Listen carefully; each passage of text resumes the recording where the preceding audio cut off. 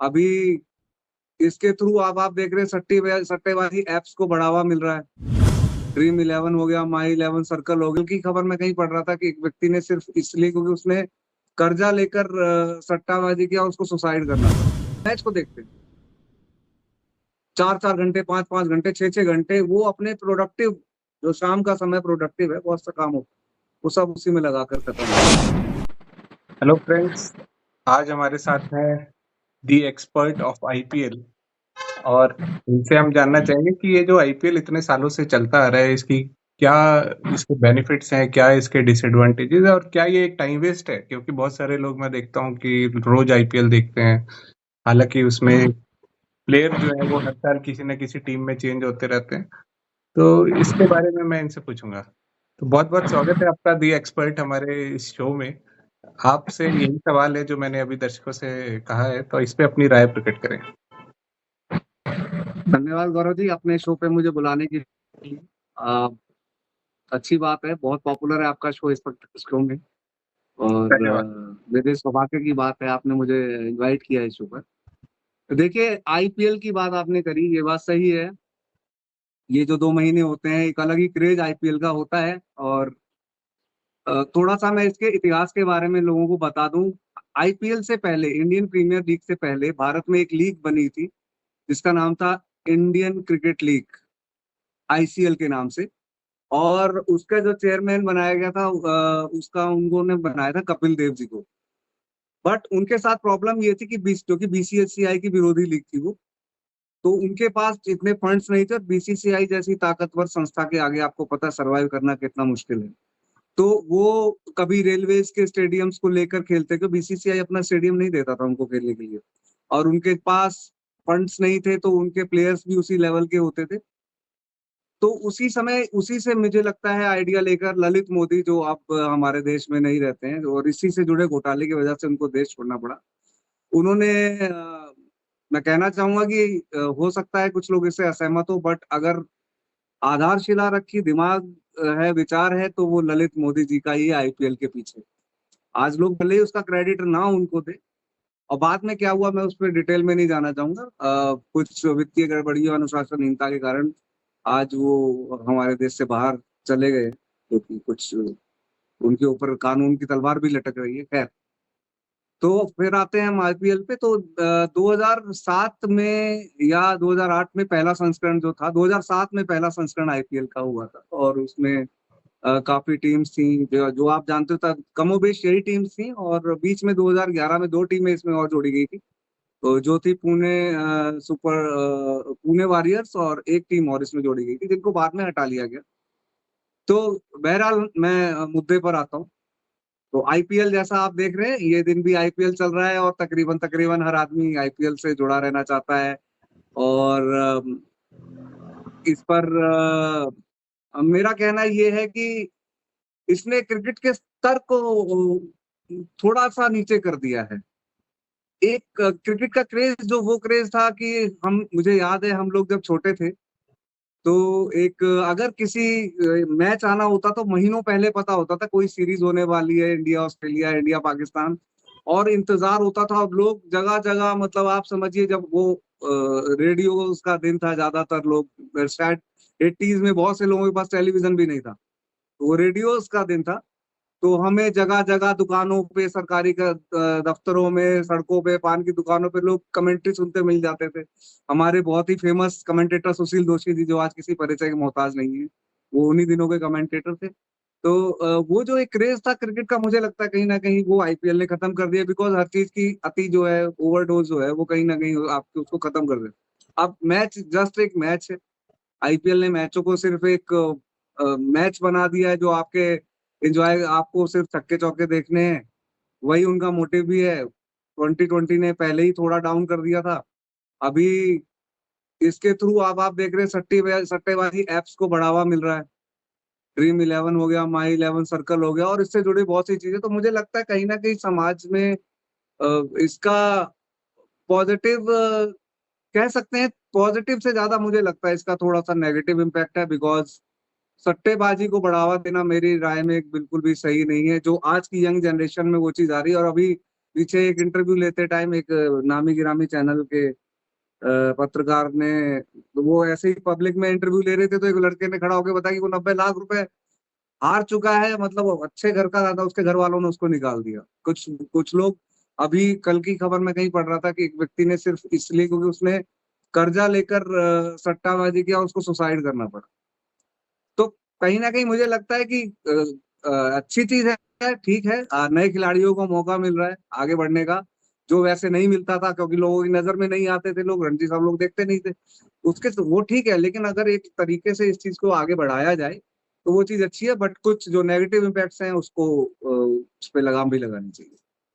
तो मतलब आप सट्टेबाजी से आपका मतलब ड्रीम 11 है या इलीगल वाली सट्टेबाजी की आप बात कर रहे हैं?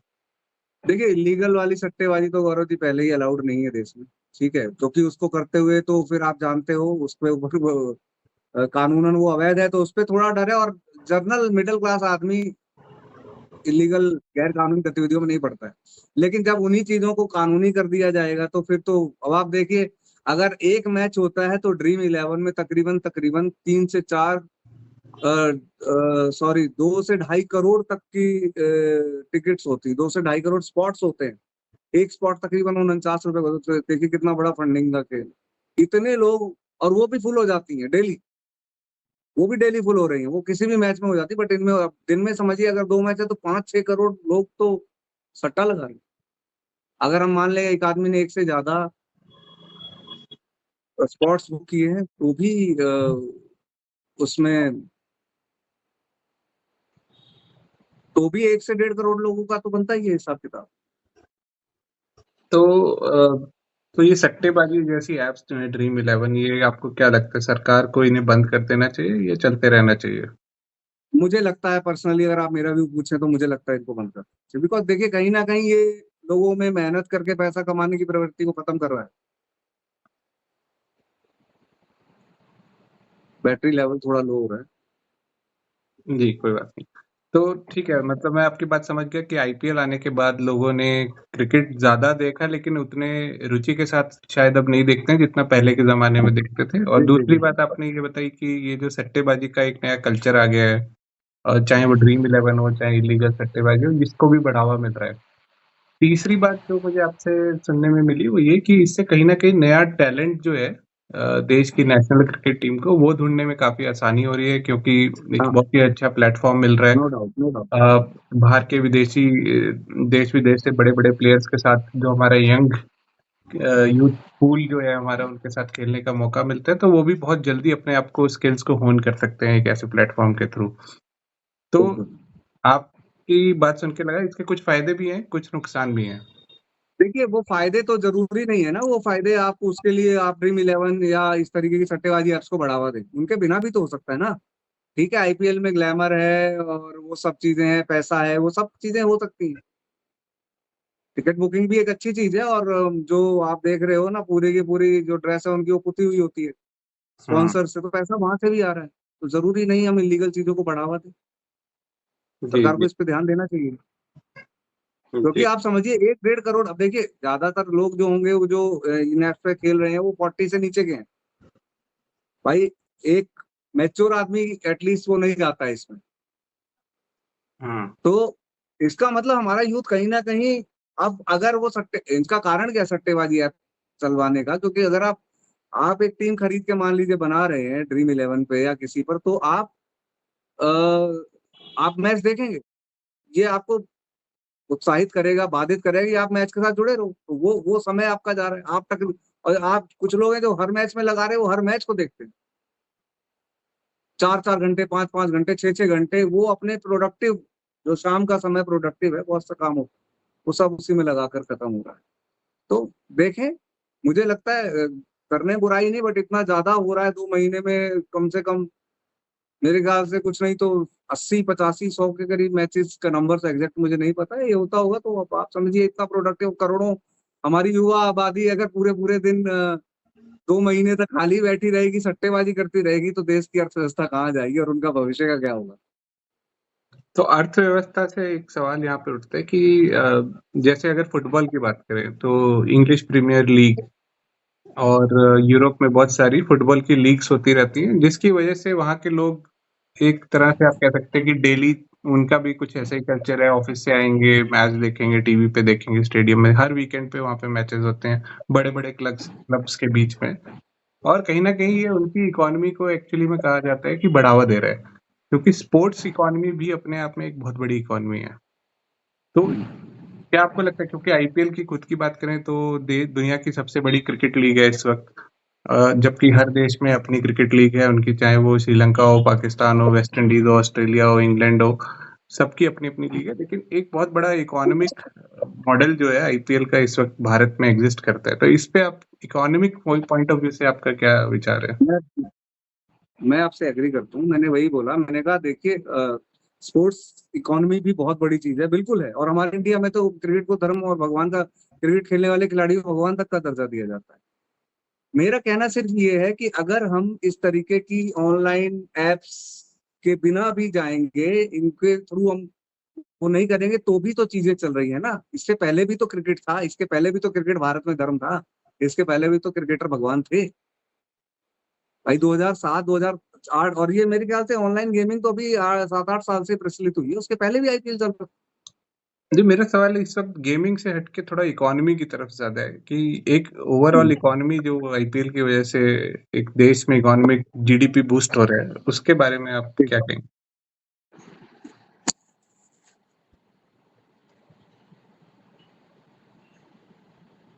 जस्ट एक सेकंड